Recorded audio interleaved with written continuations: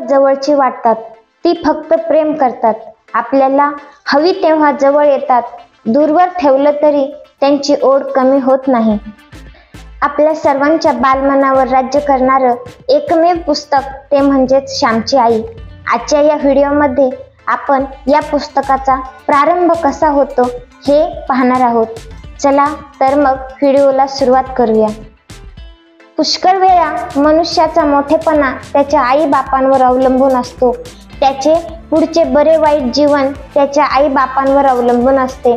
त्याच्या बऱ्या वाईटाचा पाया लहानपणीच भरला जात असतो.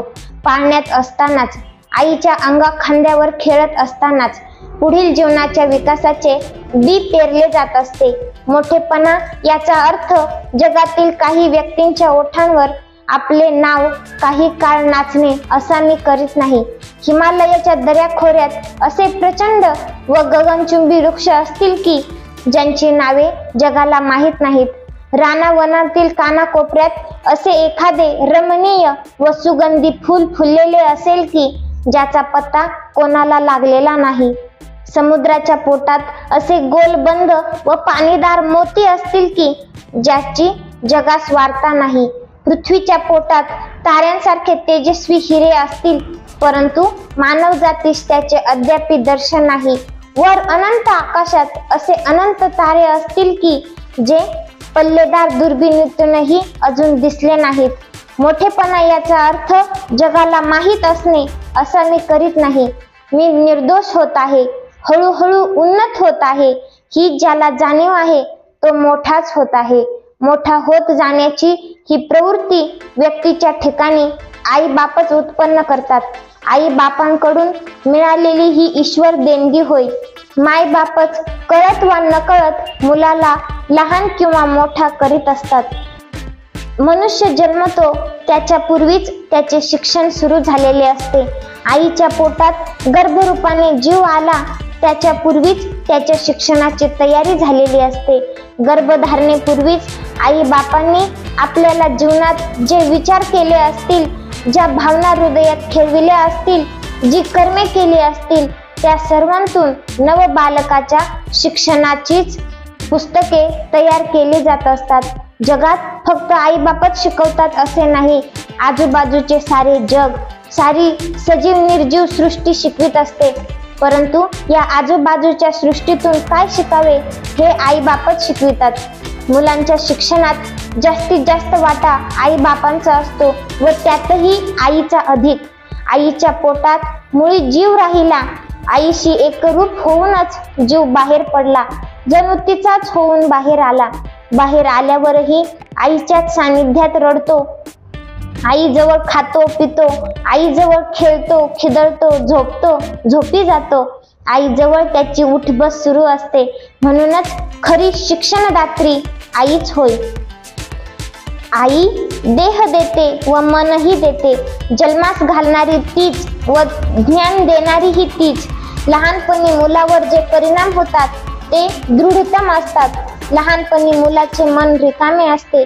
भिकाऱ्याला 4 दिवसात उपाशाला ज्याप्रमाणे मिळेल तो बरा वाईट घास घेण्याची धडपड करावीशी वाटते, त्याचप्रमाणे बालकाचे रिकामे मन जे जे आजूबाजूला असेल त्याची निवडानिवड न करता अधाशासारखे भराभर त्याचा संग्रह करीत असते.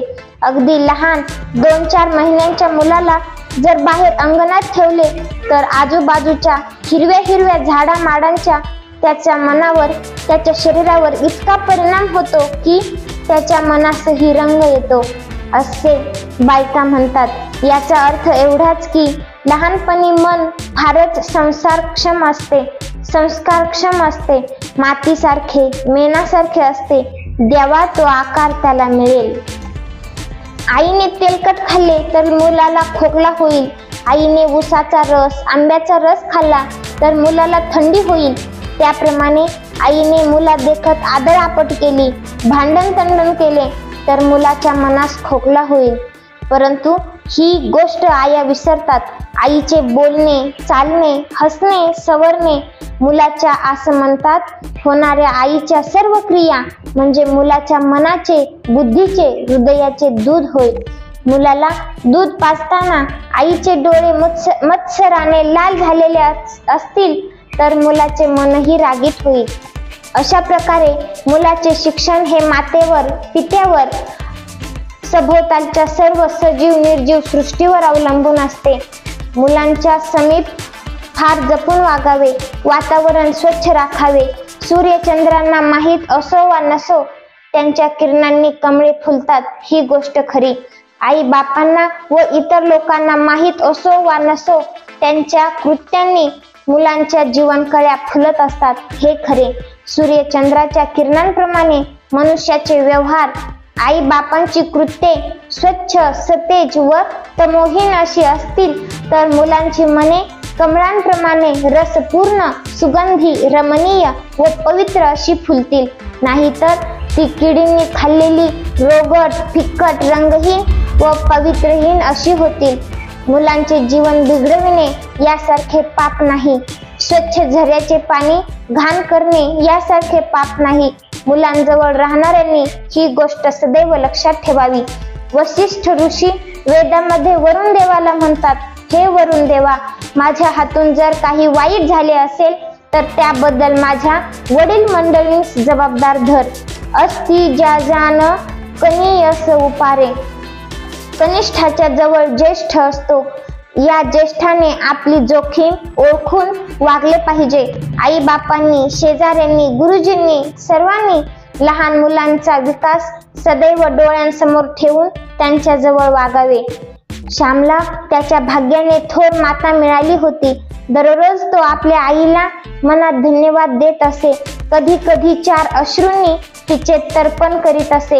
आश्रमातील इतर सारे सवंगडी आपापल्या जीवनातील नानाविध बरे वाईट अनुभव परस्परांना सांगत असत.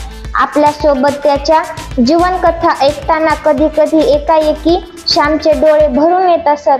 त्यावेळी स्वतःच्या जीवनातील तसल्या स्मृती त्याला येत असत. श्याम, तू सर्वांचे ऐकून घेतोस पण स्वतःचे मात्र का रे काहीच सांगत नाहीस, असे त्याचे मित्र पुष्कळदा त्याला म्हणत. एके दिवशी असाच आग्रह चालला होता. श्याम भरल्या आवाजाने म्हणाला, माझ्या स्वतःच्या पूर्व जीवनाच्या स्मृती करणे मला फार शोकदायक वाटते. कारण गतायुष्यातील चांगल्या बरोबरही वाईटही आठवते, पुण्याबरोबर पापही आठवते. मी माझ्या एकेका दुर्गुणाला खोल खड्डे खणून गाडीत टाकीत आहे. ही पिशाचे पुन्हा वर उठून माझ्या मान बुटीस बसू नयेत म्हणून माझी ही धडपड आहे. जीवन निर्दोष व निर्मळ व्हावे ही माझी तळमळ, हेच माझे ध्येय, हेच माझे स्वप्न. कशाला मागची सारी आठवण मला करायला लावता. केव्हा होईल जीवन माझे निर्मळ ताऱ्यापरी, हुरहुर हीच एक अंतरीची.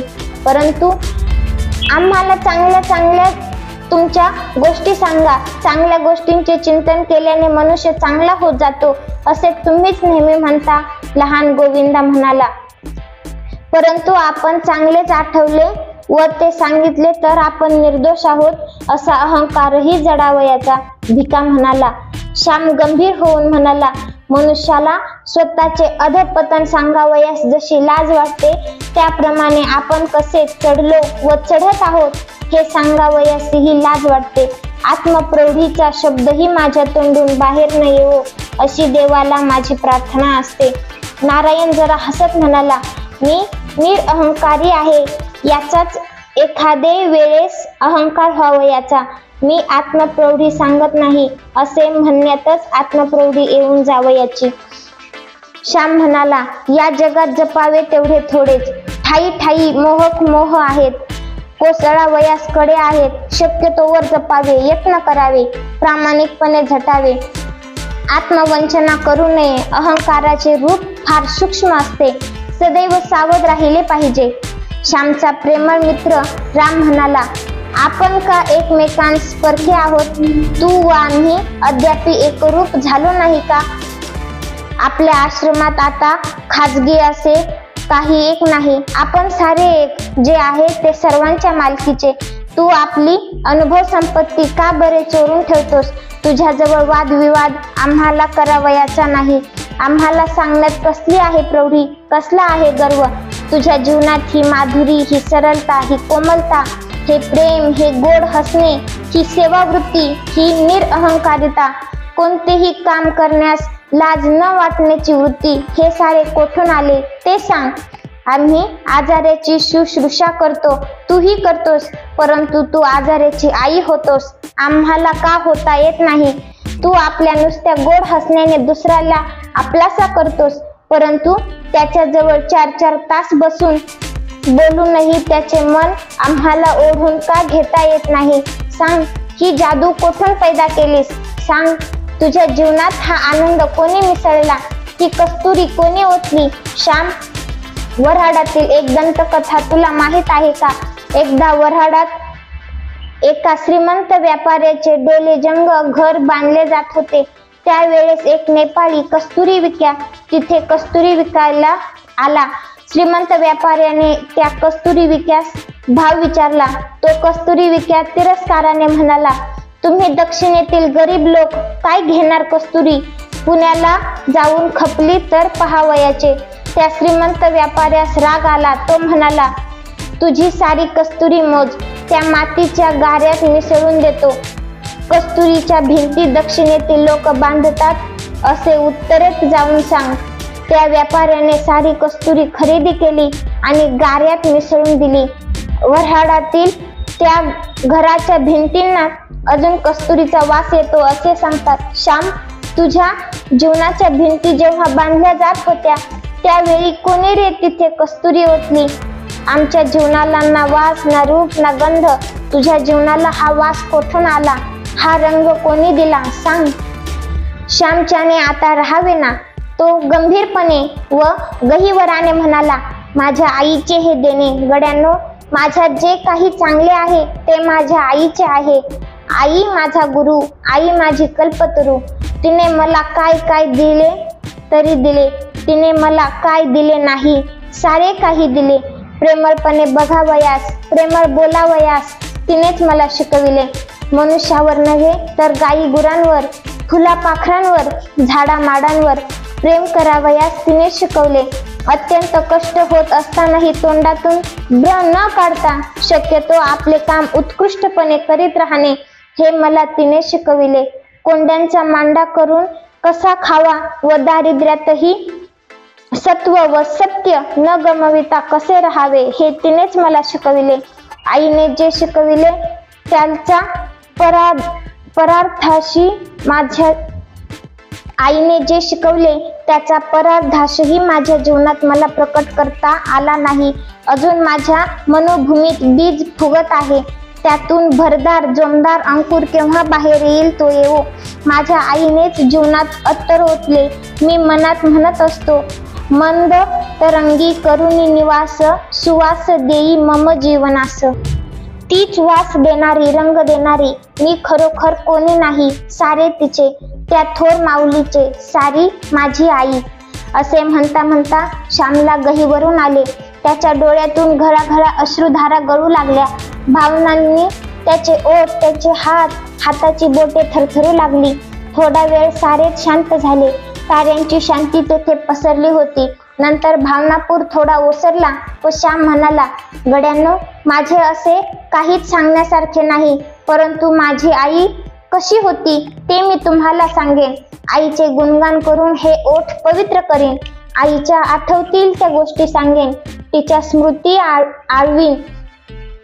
रोज रात्री एक एक प्रसंग मी सांगत जाईन. चालेल का? हो चालेल, सारे म्हणाले. राम म्हणाला, देवाला मागितला 1 डोळा, देवाने दिले 2. गोविंदा म्हणाला, रोजच सुधारस प्यावयास मिळणार, रोजच पावन गंगेत डुंबावयास मिळणार. आणि यानंतर श्यामने एकूण 42 रात्रींमध्ये आपली संपूर्ण आईची गाथा आपल्या मित्रांना सांगितली. येणाऱ्या व्हिडिओमध्ये आपण प्रत्येक रात्री त्यांनी